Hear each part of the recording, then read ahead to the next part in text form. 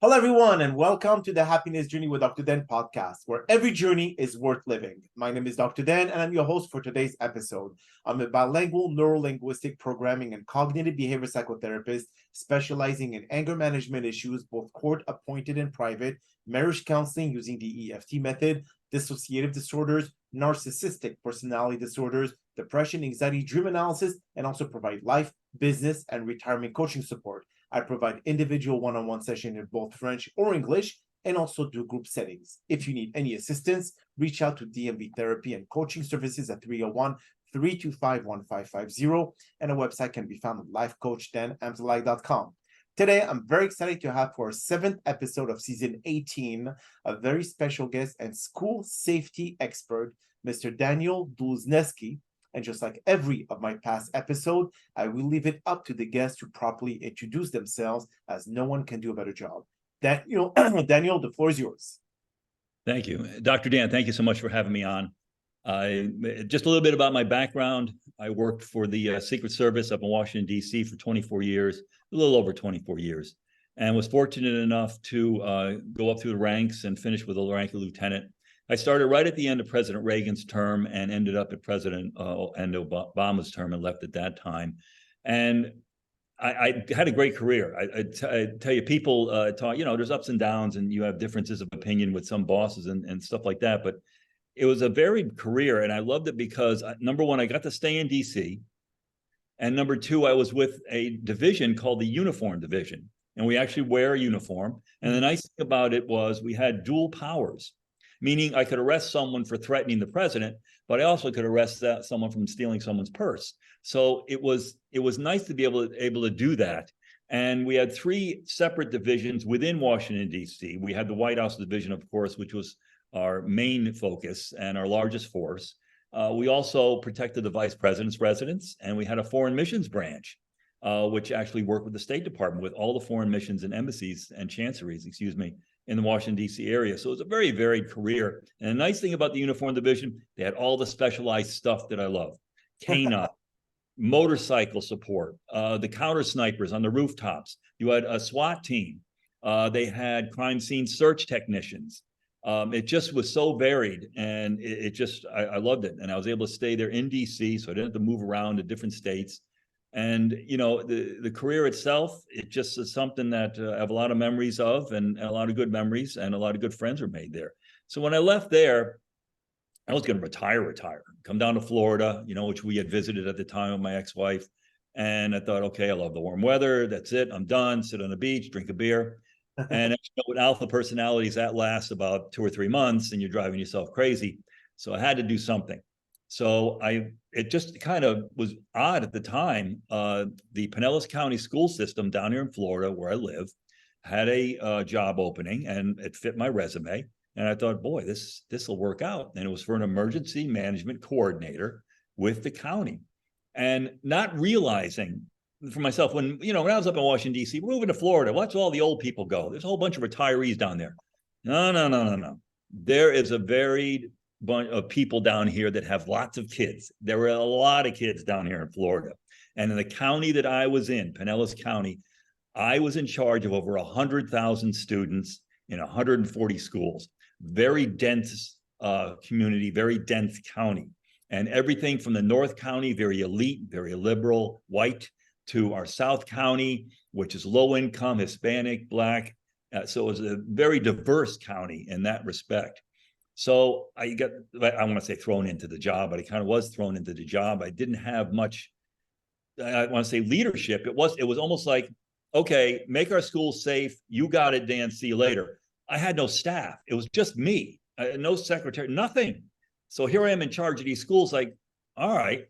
The nice thing was the office where I was at, the individuals that I work with, what they're called, they were head plan operators. They were in charge of the head plan operators of the school. So they were in charge of the budget for all your physical security, your fencing, your doors, your windows, your construction, all that stuff. So all I had to do was, common sense, just ask them going, what are we doing with 3-foot fences? I mean, that's not doing anything. We should at least be 6-foot fences. And it went from there. So from the outside in, we tried to harden up the schools physically.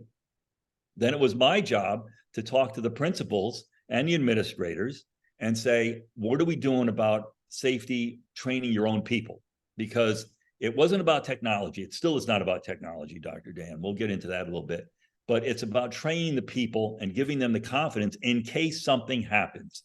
And I would tell them, look, I understand Sandy Hook and Parkland and Uvalde and all these schools, but in reality, it's like winning the lottery or being struck by lightning. It's probably not going to happen at your school, but why not be prepared? True. You don't have to be scared. Just be confident that if something does happen, you know what to do. And the easiest thing to do, we all know, is lock down. Now, I required the classroom doors to be locked during the school day. Back when I started, this is 2014, they were very against that because most teachers were like, I got kids running out to the bathroom and they want to go here and the door's open. I got to go open the door and okay, no. Tough. Live with it because you're already one step ahead when you have to go into a lockdown if the door's already locked, okay? During a lockdown, classroom door is locked. You turn the lights off. You close the blinds. You sit on the floor quietly away from the windows. Silence your phones. You don't listen to any announcements. You do not open that door once it's locked, once the announcement is made, and you wait. And you're waiting for the good guys to come. And I wrote a book after Uvalde, and we could talk about that a little bit. I was so upset with what happened to Uvalde, obviously being law enforcement and what happened there. And it wasn't entirely law enforcement's fault, even though that's what the media focused on. And yes, I understand. It was focused on them because it should have been focused on them. They should never have waited. And I was trained myself, even if one person, you go. But there were other issues. There was a door lock. That was a problem. The security guard was not there. The teacher had the door open, whatever. Anyways, my wife at the time, I knew, I said, you got to get this out. You got to vent. You got to put this down. So I just started writing, and it turned into a book, a short book, which I wanted to be short. I wanted it to be practical and concise and easy to read. It's 77 pages, Dr. Dan. You can read it in an hour, hour and a half, easily. I wanted something that didn't sit on a shelf. I didn't want a 200 or 300 page diatribe that sat on a shelf that just, if you ever read one of these things, it's administrative manuals, it's boring. You look at this thing going, oh my God, I'm only on page 50 and I'm already falling asleep. I wanted something that you could open it up, give you practical advice, make it so a teacher, a parent, anybody could reach this, and it just was a common sense thing. And in that, I explained that, look, the one thing about drilling and about training that I had through the Secret Service, which was called implicit or muscle memory. We were the only agency, as far as I know, in the United States, we have to qualify with our weapon every month. Once a month, you had to go down there and qualify with your weapon. So it was just rote. It's the same thing in military or athletes, whatever. You do something over and over and over again, it just becomes rote. And as you know, implicit memory is like, you put a seatbelt on, you button a shirt, you're doing it without thinking. You're just automatically doing it. So I wanted the same thing to happen to teachers in the classroom during the lockdown. Look, all right, we've got this issue. We're going to drill. This is what we know what to do. Everybody quiet. And then at the end, as you know, at the end of the lockdown, you do not make an announcement, say it's over. You wait for someone with a key, whether it's an administrator or a police officer, to unlock that door and step in and say, the drill's now over, or the incident is now over. We're back to normal. Okay, so that's it. However, as you know, no one is going to know what they're going to do in an emergency. You don't know what you're going to do. You don't know how you're going to react. You have no idea. Now, I've been trained on some of this stuff. Okay, my training kicked in at 9/11 because I was at the White House for 9/11, and you go through this routine. However, I've had plenty of stories of teachers, not only during drills, but even during events that weren't real serious, but they still went into a lockdown, and you just freeze. They froze. It just absolutely didn't know what to do. So that's why I asked, look, you don't have to drill every month. That is because, as you know, for anything like that, it becomes too much. Because after a while, I want to say, I don't complain. I do complain about fire drills. I don't understand why we do them every month. It's like, when's the last time a kid died in a fire? It's 130 years ago. Well, we're still doing fire drills. But the problem with lockdown drills is that they take forever. The amount of time I've spent at a high school, the least amount of time, the fastest I've ever done it is like 45 minutes. And that's perfect, 45 minutes. And any other time, it's at least an hour. So now you got teachers, and as you know, with the pandemic and all that's going on, we're 2 years behind.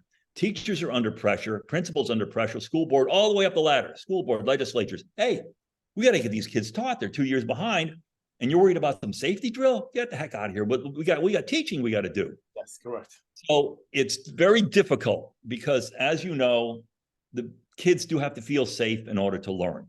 So I try to say, look, at least every quarter, do a drill, do a lockdown drill. Now, what's been happening recently is that they've gotten away, and I'm saying they've gotten away from, they've given teachers options. They'll say to teachers, okay, lockdown drills, we've had them for years, ever since Columbine. It's old school. The devil's advocate is they're sitting ducks. They're sitting in a classroom, sitting ducks. Somebody's going to shoot them. Let's do this other thing called run, hide, fight, or / Alice training. And run, hide, fight was something done by corporations years ago, where it is a good thing for corporations, for businesses, for adults.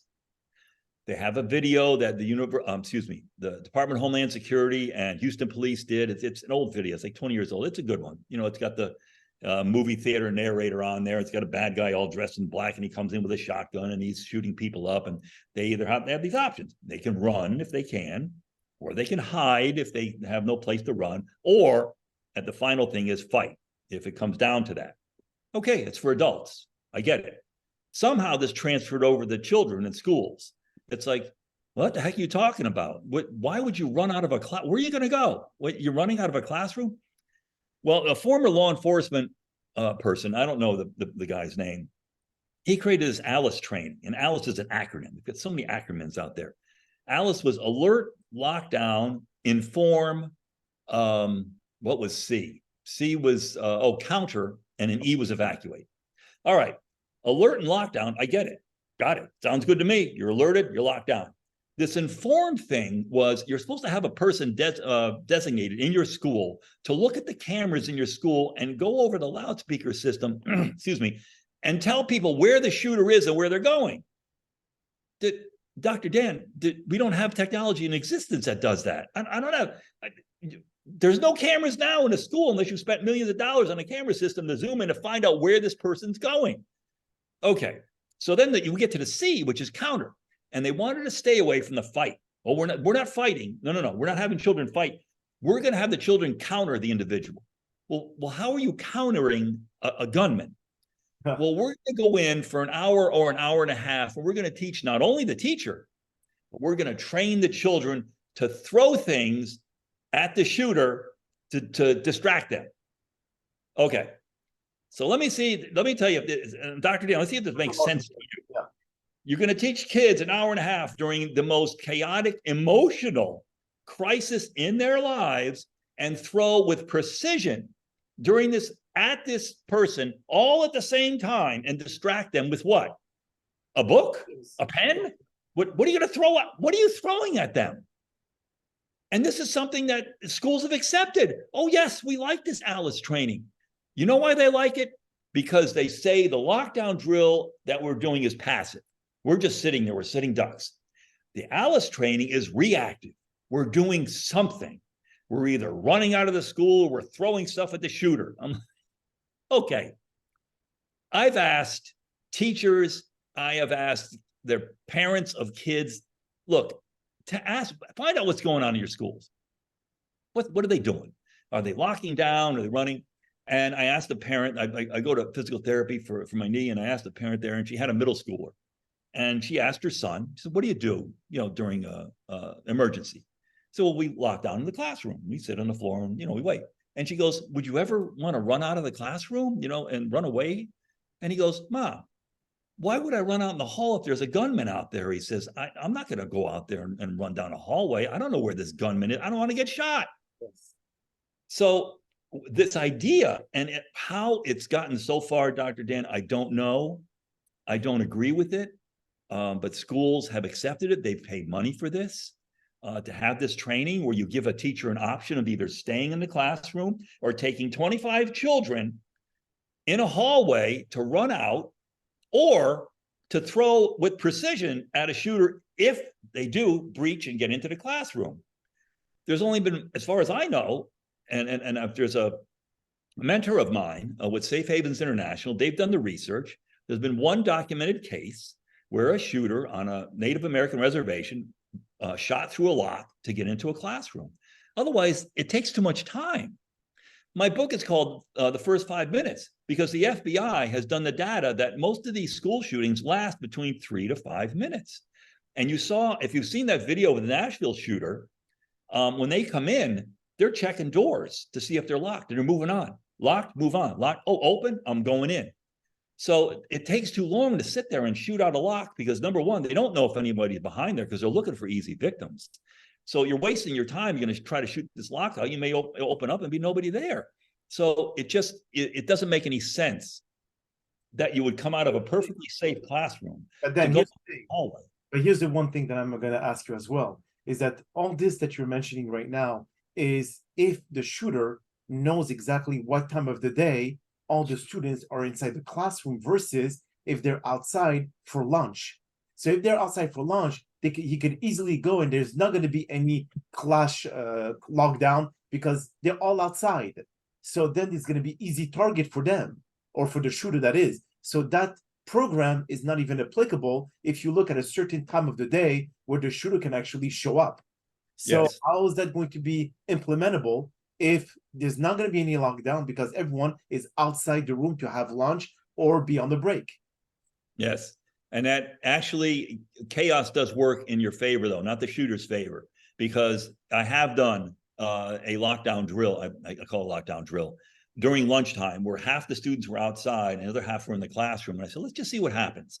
I want to see what happens. So they had staffers at certain points that had a section of that school of the lunchtime. And when the announcement went off, they'd say, you come towards me and you go towards, and you would separate. And it was good because it was chaotic because they just ran everywhere like ants. So a shooter would be like, okay, I got all these multiple targets, but they're running around like crazy. They need passive people just sitting in a corner, which makes them easy to shoot at. Running around actually is a good thing for something like that because you probably heard it was some years ago where they thought shooters would pull a fire alarm. When they pull a fire alarm, then, as they come out of the school, I'll pick them off.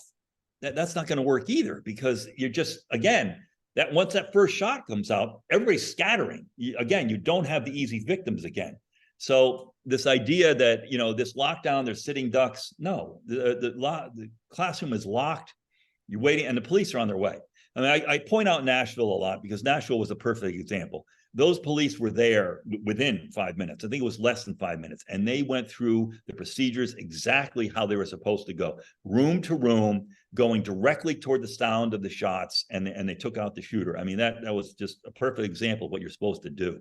Now, I understand the media focuses on Parkland and the security guard who didn't go in, and Uvalde, where the police did not go in. But that's an anomaly. It really is. 99.9% of police, they're going. So I asked, not only during my book, but I've got a little credit card size, you put on your lanyard that you can hold on to. And it gives you, if you forget something, mine went blank. Oh, I forgot to pull the blinds down or something like that. So it's just a little quick reference card that I've got there. And two things I do like to mention on any of the podcasts, and I understand we're under a time constraint, but I want to get it out. Two things to remember. One, keep yourself safe. Because I've had principals that say, I need to go save my kids. I'm going to go make sure the doors are locked. It happened in Sandy Hook. It happened in Nashville, where principals just came out and whether they're like going to talk the shooter down or something. I don't know what they're thinking. No, You keep yourself safe first, then you can save other people. Okay. Same thing as if the oxygen mask comes down in an airplane, you put your mask on first, then you can help someone else. Second thing, armed school resource officers. They are a valuable asset. They are an asset. They're advocates for students and teachers and parents. They are well-trained. They know what they're doing. They are not police officers. They are not there to arrest you because this thing with the defund the police and the BLM thing, no. They are there to help you. They're armed. They're an advocate. They have intense training. And these people are the best. I mean, that's their purpose for being there, for doing that. So those are the two things I'd like to mention that I emphasize Keep yourself safe and have school resource officers. Parents, talk to your kids. Talk to your kids. What's going on? I understand teenagers. I got a teenager, 17 years old. What's going on? Then nothing. It's all yes or no answers going on. They're in their room doing whatever. Talk to your kids. Just ask them normally, what do you guys do when you have an emergency? You know, how are they doing their drills? Find out. And if you hear something like, well, we all run out of the classroom and run into the woods. Like, okay, that's when a red flag should go up going, you're doing what? Why are you running out of the classroom? Go in front of the school board. I understand you only got 3 minutes, but 3 minutes actually is a long time. You can get a page and a half in 3 minutes up there in front of a school board. Tell them your concerns. Get the data. Get the data. There's plenty of it out there. Finding out what's going on with these safety measures, and stick to the lockdown protocol. Stay away from this run, hide, fight. Stay away from this Alice training, which is just crazy. Or you're going to throw things at a shooter. There's no clinical psychologist. There's no mental health expert that agrees with this Alice training of kids throwing things at a shooter. It just doesn't make any sense. Also, what we see in what happened in December, I'm not sure if you talk about this in your book, in December 6, 1989, in Montreal, the big École Polytechnique massacre, where the shooter came in and he basically just shot everyone in the main lobby of the school. Then he went to a few classes, he shot them down there. Then he went to the library, he shot them there. So they could go basically anywhere. You don't need to have the top of the line camera to know the whereabouts of the shooter. So I think that if someone is there to do some malicious harm with the intent to be able to kill people, I'm not sure exactly how much of the lockdown inside the classes. Yeah, it will delay the shooter, because you said that they go from one room, they open, if it's locked, they move on. But if they have a pretty powerful gun, they could shoot the lock. And if they really want in, they'll be able to access it. They could, but usually, Dr. Dan, that's a targeted attack, meaning they're targeting someone specifically. No, as these shooters, as you know, usually go in, they're just looking for numbers. Okay. And they're usually former students or current students. Yes. And they plan this months in advance. They know the school, they know which door is going to be open, they know what time people leave, they know all this stuff about the emergency procedures. So they know what's going on. And they're not, I say they're crazy, but they're not absolutely insane, because they have a clock ticking in their head also. But they're just looking for numbers. So they know that if they take too long trying to shoot a lock out of the door, the police are coming. They're on their way. And obviously, the other thing is with the school resource officers, they're also responding. So they've got a time frame that they've got to get as many victims as they can as fast as possible. So I still say stick with the lockdowns, because anything else is just, you're putting yourself in danger, and you're putting your kids in danger. Don't do that. It's just wrong, and it's better to stay in the lockdown. It's proven that it's worked, and you've got all kinds of agencies that back it. To stay. Do you think that in Florida or any other state, then all the teachers should be trained with handling a gun, or is it supposed to be only extra people to hire that will be able to just walk around the campus and be able to be alert if something like this happened? No, I'd rather have school resource officers with that. Not that I'm against if you're former law enforcement or former military, if you're allowed to be a teacher having a gun, going through the training, but you have to go through intensive training. You'd have to go through as much training almost as a police officer if you want to do that. And the other thing is, if I'm law enforcement and I'm responding to that shooter and I see someone with a gun, I don't know if it's a bad guy or a good guy. What are teachers going to do? Put on some kind of vest or something that says I'm a good guy? I mean, I don't know. I see a gun, I'm going to shoot him.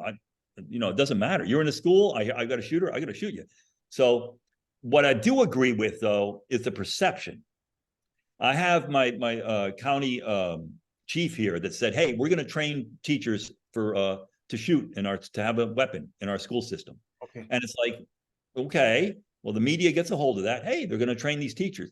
As far as I know, no teachers have ever been trained. However, if I'm a bad guy and I say, wait a minute, I just saw in the news that they're training these teachers, well, I'm going to avoid that county. I'm going to go over this county over here where they tell me it's a gun-free zone. So I'll go there. I got easy pickings. So it's the perception. Just like if you have in the front of your house a sign that says ADT. Yes. The bad guy, he has no idea if they have a system or not. If you could just have a sign, he doesn't know. He's going to pick the house without the sign. So it's just perceptions, which works. So that's fine. I'm fine with that. But anyways, like I said, I'd rather have them stick in with the lockdown. Do your drills at least quarterly so you can get some kind of implicit memory and the confidence that, oh, we're in a lockdown. I know what to do.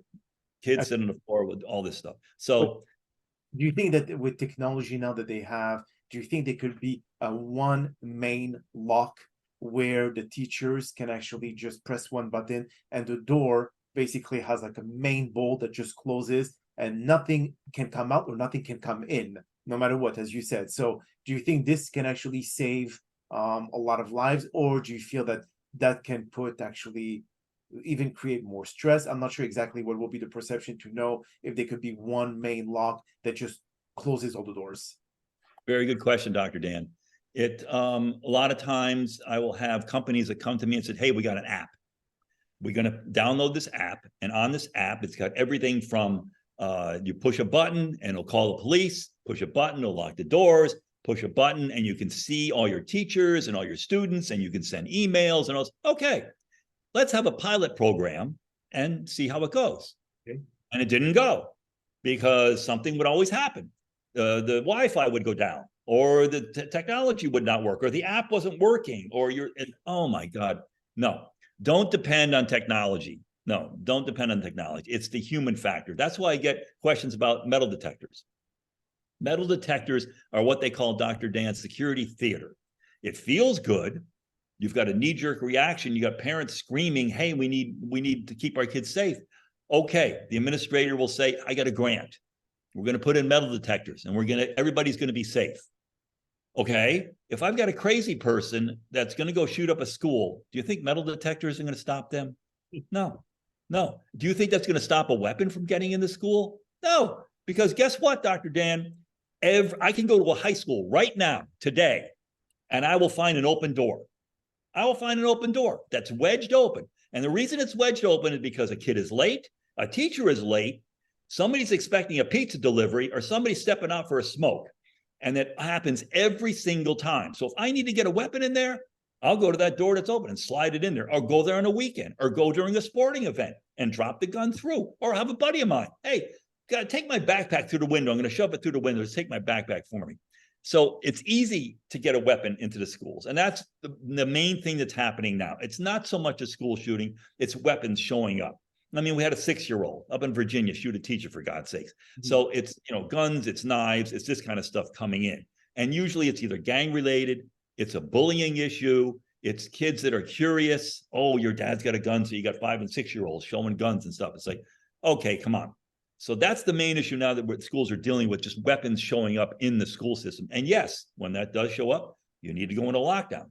Now, what I want to finish with, and what is happening now, and I have a teacher friend of mine who talked about the same thing: cell phones in schools. There is absolutely no reason that cell phones should be in schools with kids. None. And I don't care if you tell these kids, put in your backpack over there. Well, guess what, Dr. Dan? They just turned on their Wi-Fi hotspot. So when they've got the school computer there, which has the own school computer thing, they bring down the little thing that says Wi-Fi. Oh, there's my hotspot. Even though the phone's 10, 20 feet away, they pick up the hotspot. There they are on the internet doing God knows what. So this idea that the cell phone is a good thing in schools? No, because guess what also? You got social media, you got texting, airdropping, cyberbullying, which is 24 hours a day. It used to be when we were kids, you go to school, be bullied, you go home, you get away from them. I don't have to see them anymore until the next day. Now it's 24-hour cycle. It's constant. And as you know, girls are the worst about this bullying and texting and airdropping. The other thing with the cell phones, when something does happen, okay, I understand that when we've got a bomb threat or something like that, or a lockdown or a shooter, text your parents, I'm fine, I'm okay, blah, blah, this and that. What happens is the rumor mill, especially for a bomb threat. I saw a bomb on the second floor, a package with wires sticking out of it. The rumor mill starts. So cell phones are a bad thing for kids to have in schools. I've got a teacher that agrees with me. I'm sure there'll be plenty of teachers out there that would agree with me about these cell phones. I know it's not specifically a safety issue, but it is, because it's airdropping. I've had a high school where it was a rumor of a gun in the bathroom. Kid said, hey, I saw a gun. Went in and the rumor started. then the texting and the airdrop. Oh, I got a gun in this classroom. Johnny had a gun over here. It went on for hours. Get rid of the cell phones. It's not working.